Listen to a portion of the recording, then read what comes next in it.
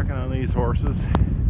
This is a nice little spot for them because they can go in the shelter here, but then they have this nice evergreen double row windbreak, and I suppose those wrap bales.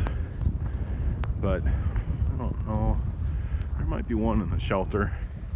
There's been some in and some out. Let's see, 1, 2, 3, 4, 5. Should have 6. Oh, there's 6. She just popped her head up. Yep, nobody's even in the shelter. Wind blows in there just a little bit, but it's pretty deep back there. And they look happy. Dee looks happy. Homegrown raised mare that's out of this one right there. I roped on a lot. Sawyer's happy. Leo's happy. Pablo and Copper's over there in that feeder by himself. They're just cleaning up. Actually, the winds, it's amazing how much of a break this is.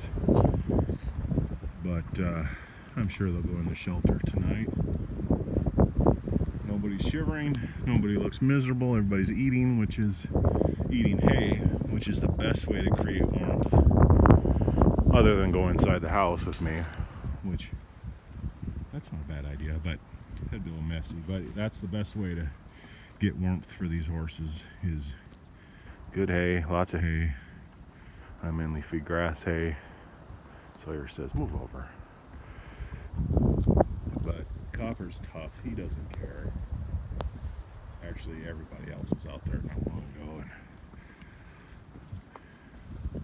So they're doing good. Pablo's not even eating.